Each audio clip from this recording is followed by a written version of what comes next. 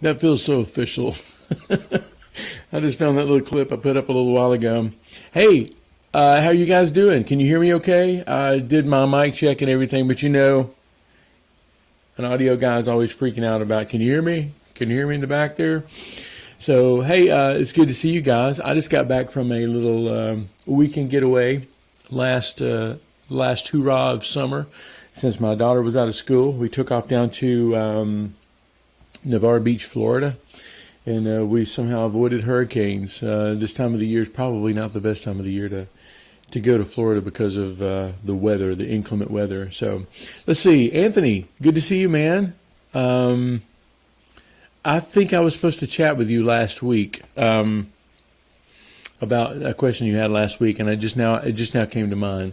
Anyway, starting to think clearer now since I'm back from vacation. Hey, Comfort, man, it's been a long time since I've seen you. I think you were here last week, but yeah, the intro clip. It's a little clip from the experience weekend that we had a few years ago. So, let's see. I'm only got one channel, one knob. One side. That is not good. Let me see if I can fix that real quick. I don't know if I can. Hey, let me know if that changed it to the center, because I think I did notice that the other day. Anyway, so I'll just keep talking. We went down to Navarre, Florida, and we drove down through Alabama, stayed with my mom-in-law. Okay, cool. It's back on both sides. We went to this place called Buc-ee's. I don't know if you've ever heard of it. If you know, you know. It's a kind of Alabama, parts of Tennessee, mostly Texas part. It's like the world's largest convenience store. And it's the most money I've ever spent in a convenience store, not even counting gas. Bought gas too. Gas is cheap, but everything in there, there's just so much. There's so much to buy in there, and I did buy a bunch. But anyway, went down to Navarre, Florida, and I saw my second in my lifetime. One of my bucket list things to do was to see I said American eagle, a bald eagle. That's the eagle that's got the white head, the white body with the black wings, and I just thought they never were around here. And then a few weeks ago, I saw one in Gunnersville, Alabama, and then this weekend I saw another one on the beach, and I was beside myself. It really is a bucket list thing. So anyway, saw two in a couple of months, so I'm feeling like I'm feeling pretty patriotic right now. Anyway, so yeah, I saw an eagle. I got to see my brother play down there. My brother is in a band called the Tyler Ward Band in Orange Beach, Alabama, and I got to go check out that. And I realized just how bad I've been to my ears over the years. It was really loud in there, and there was a time when I could just sit in there and listen to loud music and just enjoy it. But I had to stand outside most of the time. Am I getting old? Is that what it is? Anyway, so I just realized how abusive I've been to my ears, and I'm lucky I can hear it all. I know I do, like probably most of you guys too, have listened to, if you're into music or into mixing, whatever, you've listened to music and you've listened to it loud, especially if you've mixed it, and you want to just crank it up and impress everybody, including yourself. The best way to do that is to crank it up loud, but don't do it for long. So that's a little bonus mixing tip here. I'll get to a couple of mixing tips here in just a little bit, but I wanted to tell you a little bit about my weekend. It was really good. Let's see. You said we have them here in Iowa quite a bit. I may experience each time I see them. Oh, you have eagles there. I thought you were talking about like hurricanes. Let's see. Dude, I have lots of family in Alabama. Hartselle, Birmingham, Grand Bay, and one has a vacation house in Orange Beach. Anthony, we need to talk, I guess, right? So Orange Beach has really grown up, especially I drove by if you know, again, the Floribama. Back when I was a kid, the Floribama was just it looked like a tent on a long stretch of beach, and there was nothing around it. And now there's like huge high rises and condos and stuff. And Anyway, it was pretty eye opening. That place has really grown, man. So yeah, let's chat, man. Let's see. Um, so I wanted to tell everybody too. This week on MixCoach Member, we're releasing a new song. It's a song that we got from a friend of ours, Nick Booth, who is a great mixer, and he recorded a guy named Ricardo Corrales, and we're mixing a song, a blues song that he did called "This Is My Day." It's really cool. I was just listening to a little bit of the old tutorial, which I did. This course has already got 2 tutorials built into it, like full length, straight up mixing. And I'm going to probably add another one using my new mix template, which if you're a member of MixCoach Member, you have that mix template too. And hopefully you've taken it and customized it to where, mixing without a template is highly recommended until it's not, because I mixed 3 songs in the past couple of weeks with no template at all. I barely imported anything from my template. So it's always good to have as a default, though. So yeah. So, hey, Comfort, where are you from, man? Oh, you're in Iowa. That's right, in Iowa. I have never been to Iowa, I don't think, but I would love to go. I'm thinking of Idaho, too. I'd love to go to Idaho, Boise. Anyway, when I was living in California, there were a ton of people who were moving out of California to Texas, Florida, Tennessee, and Idaho, and Iowa. I don't know if you get a lot of California people, though, but anyway. Let's see. From Zimbabwe. I was thinking that you were from Zimbabwe or something like that, but you live in Iowa now, so welcome. I mean, anyway, not that I've ever been to Iowa, but anyway. Came to the USA in 2003 and lived in Texas till 2018 when I moved here. Cool. Well, that's cool, man. It's Manyame, right? Manyame? I hope I'm saying that right. Anyway. Okay, so let's talk about a couple of mix tips. These are just quick tips. They're not going to be anything that change your life. Maybe they do, but I'm starting to see even more importance in them, just because. There's 2 tips. One tip is probably something you've heard me say, but something I keep using over and over when I need to do a certain thing. And that is, if you want really good vocals and you want to make them sit in the mix the way they should, mix them on headphones. That's the thing. There's several things that mixing vocals on headphones will do for you, especially if it's in mono. First thing it does is it makes you focus on the vocals. It makes you be able to hear, especially like if you've been in too many live music venues and your ears tend to ring a little bit. Putting headphones on makes you hear the vocal in probably a way that a 20-year-old can hear it, right? You're able to hear the details, the lip smacks, the breaths that come up that most people would flag their ears, like little lip smacks, a little pee-pops that maybe you're not hearing. It's just a great way to focus in on it. So you should definitely think about mixing your vocals on headphones, even especially like when you do like solo blues, rock, things where you don't want the vocal to sit on top too much. You want to be able to hear it, but you want to be able to hear every detail. It's a really good way to do it. Second thing it will do, especially if you mix it in mono, which I may have just given it away, is it forces you not to mix it too loud. And it forces you to bring up details. If you mix it in stereo, it brings the details into the background vocals. And like if you've got them panned out like I do, leaving room in the middle for the lead vocal, it kind of gives you that sense of space. It's a rare thing, but I love it when I can get there. When you're listening on headphones, there's sometimes you can just be transported into the mix. I don't know how to explain it any more than that, but mixing on headphones is real important. And don't listen to the headphones loud. If you listen to the headphones low in mono and while you're concentrating on vocals, I think you'll be happy with them.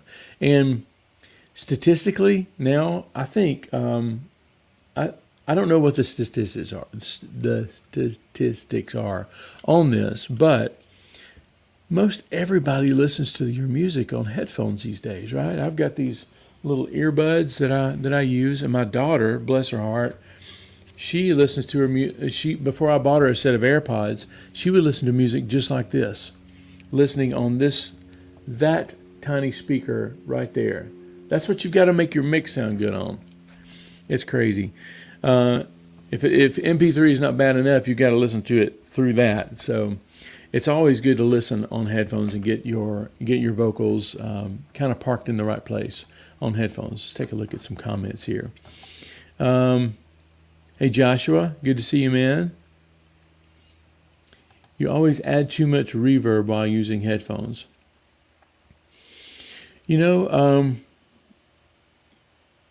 Well, I think when you're using headphones, and you might be surprised if you're listening to your mix on not just your headphones but on your studio monitors and what I like to call my most expensive monitors, a 2008 Honda Element, and I really do like that sound system in there. Sometimes you have to kind of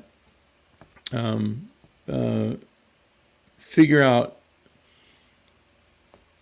where the most truth is coming from, right? So you may not be mixing with too much verb. I mean, I know if you're, I would have to leave that opinion to you, but I would say listen to it on a couple more sources, and I would say that if I don't know. I mean, that seems like a valid point, but I would say still triangulate that mix and figure out, listen to at least two other sources to figure out if that's really true or not. So let's see. Anthony says, seems like a really good idea since so many end consumers of music listening with earbuds. Great tip. Thank you. Yes, absolutely. Earbuds are kind of like, they're almost like gold standards now, right? The reason NS10s, I guess, become so popular is because they don't sound that great, but when they sound good on them, or your mix sounds good on NS10s, it pretty much translates. And I think if you're listening to mixes on headphones, and like I said, triangulating mixes, and you can get them to sound powerful on headphones, that's going to be the first thing they listen to things on. So it's always good to do that. iPhone speakers are the new NS10s. Yeah, I think that's true. Frederick says depends on using open or closed ones. Can you expand on that a little bit, Frederick? I wouldn't. What depends on that exactly? Here's some of my favorite ones right here, and I've got them taped together. These are I don't know if you can read that or not. Those are Yamaha RHM5As, and I started using these in North Carolina. Actually, no, I didn't. I learned about doing this on a friend who works in North Carolina, which I need to interview him for this. This here, his name is Van Atkins. He just built a beautiful studio, and he told me, man, the low end on these guys right here, this will tell on you if you've got too much low end on it. These will tell you if that's true or not, and that is true. So these headphones, I like mixing to check low end and make sure that the bass and the kick is not too loud. And I don't even know if I haven't mixed on these in a while, but these are the Sony CDR, where they are, CD 2000. I don't know if you can see that or not. I've got them rigged. Move them to the right area. There we go. Sony CD. Anyway, I need to put these back on. I just found a cable that would hook this back up, and as you can see, I've got them rigged so that I can use them again. I also like mixing on Quiet Comfort 15s, Bose, and I haven't really mixed on Quiet Comfort 35s. The 35s, they seem to be too good at noise canceling. If you really want to be able to concentrate on something, you can use noise canceling headphones as well. But I use RHM, what are they called? Quiet Comfort 15s. I like those quite a bit. And then I've got my favorites. They're around here somewhere. They're the Grado RS2s, and I put some on it when I tracked at 1979 the other day in Nashville. They had some Grados, and those are so big that literally I could not wear them. They were so big, but they did sound good. So let's see. Okay, here's Frederick's. I use open ones by our DT 1990 and find that I can judge reverb very well. That's I don't think that I have mixed very many things on open headphones, unless you would consider the RS. They do have little grills on the outside, so they may be open. So yeah, I think that may be a good thing. Oh, something, I was watching a Netflix thing the other day, and I don't know if this is a new thing, but I was wearing my AirPod Pros, which are noise canceling, and I was watching my phone here, and as I would turn my head, the speakers would go all the way to the right and then all the way to the left. So it was like it was tracking my head movement. I have never experienced that before. I think I lost track of what I was trying to watch because I kept turning my head and stuff. So that's I guess that's a new development in the newest OS. Have you guys ever heard of that? Spatial audio? Yeah, Comfort says yes. They call it spatial audio. I have never experienced that before. And I can. One of the things I want to try is CLA's studio, just to see what it would be like sitting in his studio and being able to move your head and it track your movement. That's really cool. What's up, Edward or Edgardo? Hey, man. I said your name wrong again, man. Sorry about that. Anyway. So hey, thanks for your comments.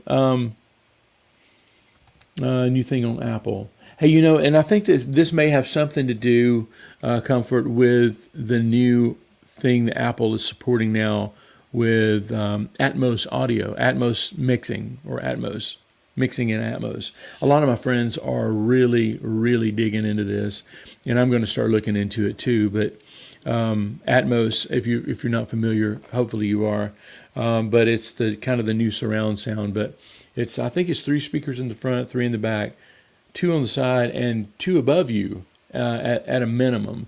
And you can actually mix that for the most part in headphones. And as a matter of fact, what I'm hearing is that some of the best way it translates is you mixing them on headphones and then taking them to a studio where you can kind of disperse it out to their speakers, because it's expandable. It's not like this sound goes to that speaker. There are things like they call them objects, and I don't know exactly how it works, but I am going to be digging into it. And I think Logic, being an Apple product, is going to support it kind of natively. You know what? Maybe I should talk to. I think I may grab a couple friends and maybe we'll talk about Atmos. I'm gonna make a note here. But anyway, yeah, that spatial audio kind of freaked me out a little bit. It was really, really cool. What's up, David? I like the CLA NX plugin when I played with it. Those are the best sounding NS10s I've ever heard. So you bought the CLA NX because I've thought about doing that just because I'm such a fanboy of what he does, and to be able to kind of almost virtually sit in his studio and listen on some of his mixes on his studio speakers would probably be pretty telling. So anyway, hey, Danny's got a question. Hey, do you have your template that I can put in my Studio One program? Danny, I don't have my template set up for Studio One yet, but I will work on that. I downloaded Studio One, I think last time we talked, and got busy after that, and never did get it done. As a matter of fact, what I probably need to do is find somebody on MixCoach member to take my mix template and recreate it in Studio One. So, haven't seen you in a while. I know, Danny, where you been? I've been here every week, and also on the calls and stuff on the MixCoach member. But it's good to see you, Danny. Danny lives over in Europe, so on a different time zone. What time is it, Danny? What time is it there? Hey, so here's another thing I want to talk about. Here's mix tip number 2 of 2.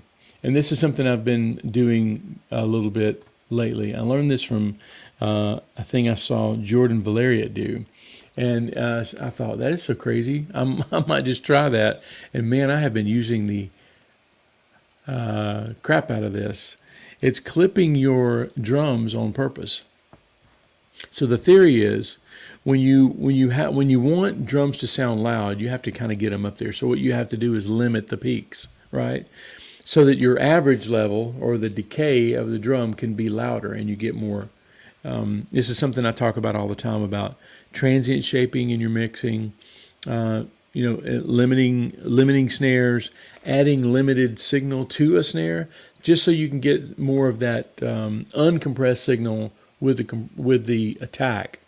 So what I saw Jordan do, and I don't think he originated it. I think he saw it somewhere else or had someone else tell him this, but it's just genius. He just straight up clips his mix. Now I haven't done it on my mix yet. But what I've done is this. I have taken the SSL plugin, which is one of my favorite channel strips, and I just blatantly clip it. I just turn up the input until that red, I keep telling you, don't worry about the LED meter. Don't worry about that little red one at the top. It's so pesky. It doesn't sound well. You can really cram. Sometimes I'll put 5 or 10 dB into it and then pull the output fader down so that it's kind of like it reminds me of a little Fender amp, where it's got input and gain. You turn the input up until it starts to distort, and then you turn the output down until you can tolerate the level of it, right? That's kind of what I'm doing with drums now. I'm doing it on kick and snare. I'm doing it on the drum bus, and I'm using it some even on the master bus. I'm kind of slipping into there, and what I'm finding is that the mixes sound louder and not distorted, because what happens is on a snare drum, and snare drums can be problematic because you want to get them loud, but at the same time you don't want them to distort. Well, the transient on the snare is so short that even if it does distort, a lot of time it adds character to the snare sound. It doesn't sound, that snare distorted on samples 1 and 3 of it's not like that. It actually sounds pretty good. So one of the things I've been doing lately is clipping my mixes, clipping my drums on purpose. And I don't know, have you guys tried this? It really, really is cool. Let's see.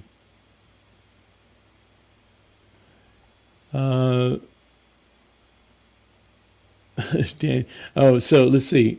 Danny, you bought the CLA NX and haven't tried it yet. I'm thinking about trying it, so give it a spin and let me know what you think about it, Danny. Danny, absolutely, it's ready to go. I just need to hit publish on it.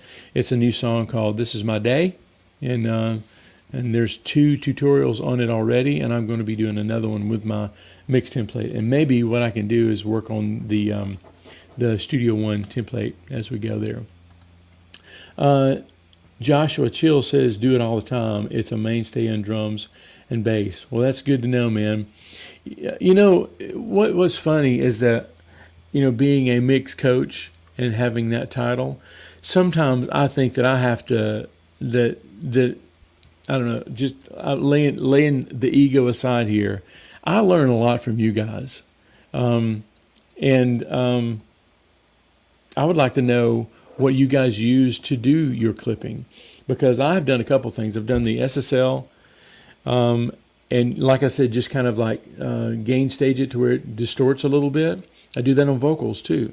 And the second thing I'm using is just using the trim plugin in Pro Tools, and that is on the channel that I want to clip. I just turn the gain up on that channel, and then I take another trim plugin after that and pull the gain down. They don't match. Like I can't boost it 5 and then cut it 5, because you're trying to boost it till it distorts. So usually it'll be something like you boost it 10 and cut it 5, so that you're getting 5 dB of gain if it's clipping or not. So that's really cool. Danny, that's mean, man. That's because you can't hear the frequency because of your ears. So you can hear a snare distort on the transient on the snare. because sometimes it just feels good to me. If you listen to like modern, like 808 kick, they're almost always distorted, right? That's how they get a lot of gain out of it. Camel Fat Trick. What is that? Is that a plug-in?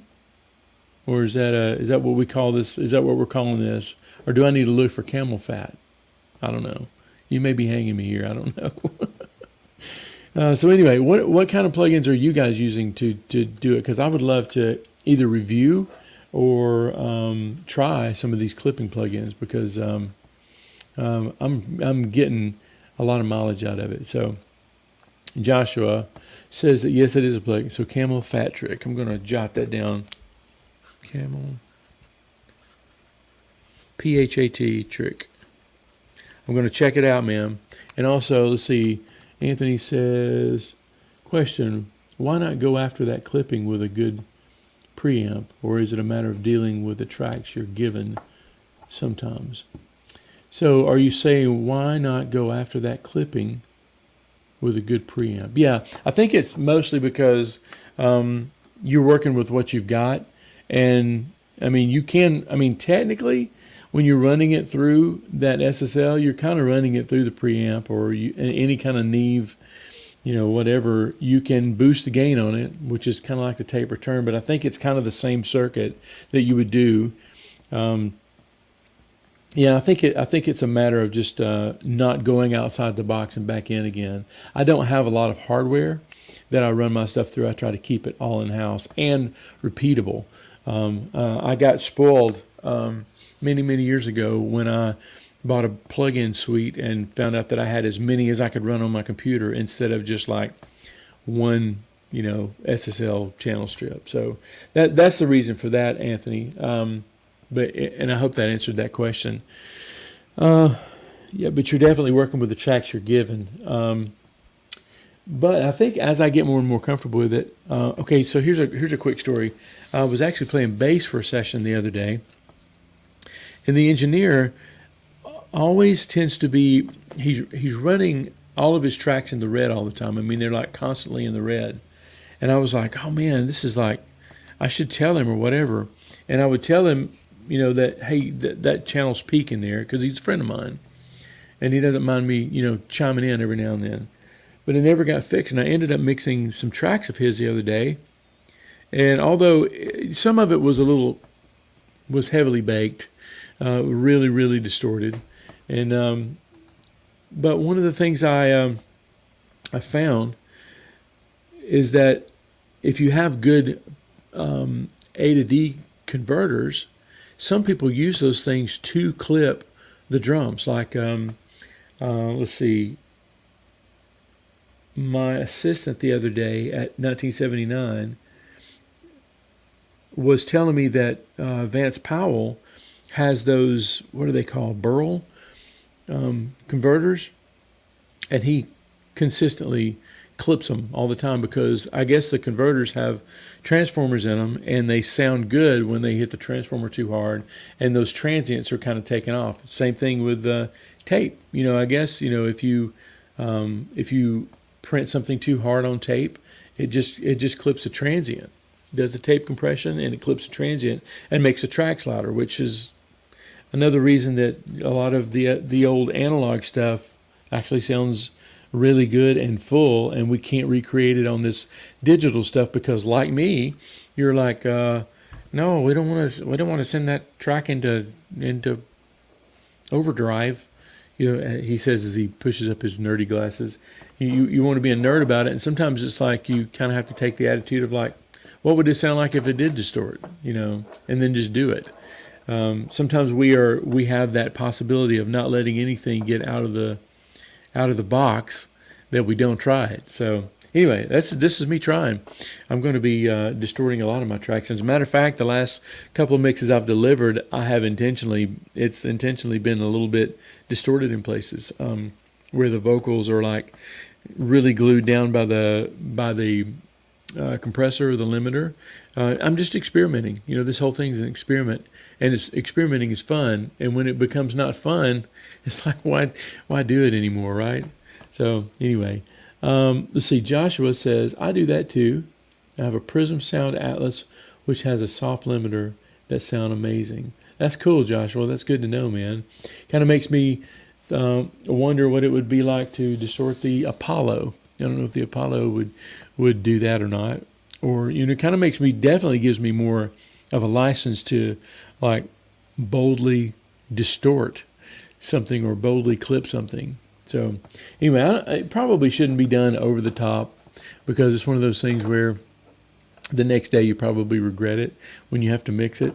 So anyway, clip your mixes on purpose. Experiment with that. I would love to hear in the comments, in the live, or in the comments later, what you're using for that. I'm going to check out this camel fat trick, and also I heard about another one. I want to do some reviews of some clipping software. So or clipping plugins. So if you hear about anything, let me know. Okay.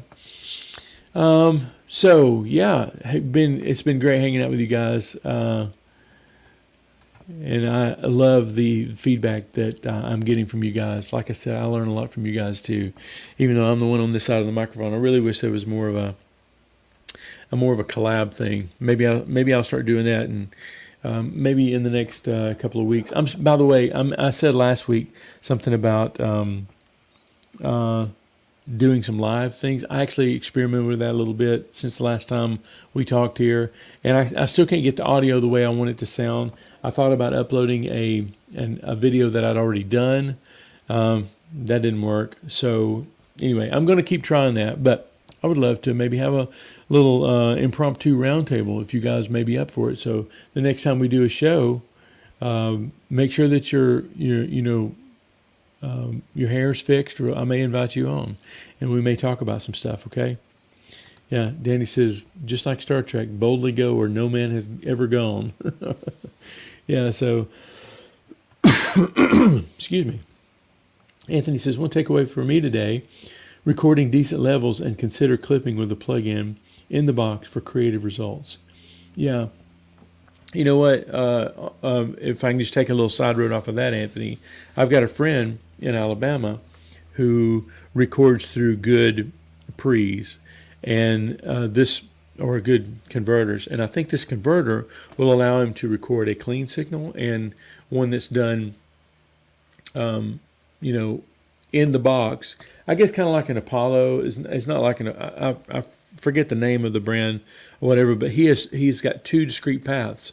One path can record clean, just in case you don't want to, just in case you want to keep it pristine. And the second one lets you kind of like have an attitude about it, run it through some preamps that are kind of built on, or maybe print it a little too hard, too hot. See which one you like. If you have something like that, what do you have to lose at all, And you can always, double print. I guess you could always still do that. But yeah, be brave about it. Have fun with it. I think that, I know that for me, some of the most things I've learned is when I've screwed up something or had to fix something that I screwed up. I think that's when I get the most creative.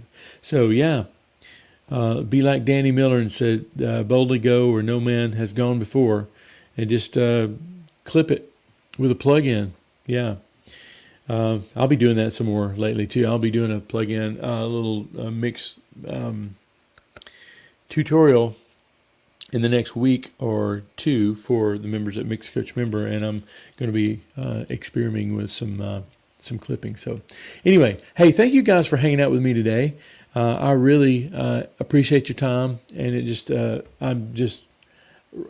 absolutely 18 people are watching right now. I am beside myself with the kind of guys that are coming here. Let's see. Let me answer another question here. Raj Kamal says, hello, sir. Thank you. Hello. What is the right way? Mixing in headphones or monitors? And what to choose when you are new in this field? SSL2 plugins, SSL2 Plus, or an Audient ID 14 Mark II interface? Raj, there's not a wrong way to do this. What you have to do. I was going to mention this, and I think this is a good time to mention it. You're going to get good results on headphones and monitors. If you don't have good monitors, first of all, I think you need both headphones and monitors, and a car, or your home stereo system, or somebody else's system, or whatever. You have to take your mix and listen between two or three things. If you think about this, kind of circling back around and mixing all this conversation we've had up, even Crystal Rauch in his NX thing, he's got three ways to listen to a mix, right? He's got his NS10s, he's got his boombox, and he's got his bigs. That's three different ways, and I guarantee you he takes it at least sometimes to his car to listen to it, which is a fourth way. So to try to decide between headphones and monitors, I think is the wrong question. I think it should be, what's the difference between the two, and which one do I like better on the third source, right? And you can do that I do that all the time. I know what to listen for on NS10s. I know what to listen for on my bigs. I know what to listen for on this. And I've mentioned it earlier in the broadcast. And then you figure out, there's no bass in these. That's a problem. There's no bass in earbuds when they're not pushed in all the way. May not be a problem. So to answer that question, mixing in headphones or monitors, I think you need to be doing both and comparing. ABC, always be comparing what you're hearing with what it translates to on another source, okay? And then the second part of your question, and what to choose when you are new in the field, SSL 2 Plus or Audient ID 14 Mark II interface. Okay, so I think that's, I'm not familiar with those brands. I mean, of course I'm familiar with the brands, but those specific models, Audient is fantastic. SSL is fantastic. You're not going to go wrong either way. And if I can offer a little side piece of advice, is that you're going to get use out of either one of them. And if making the decision is holding you up from actually getting to mixing, then just make a decision. It's going to be fine. You're going to be fine with either one of those.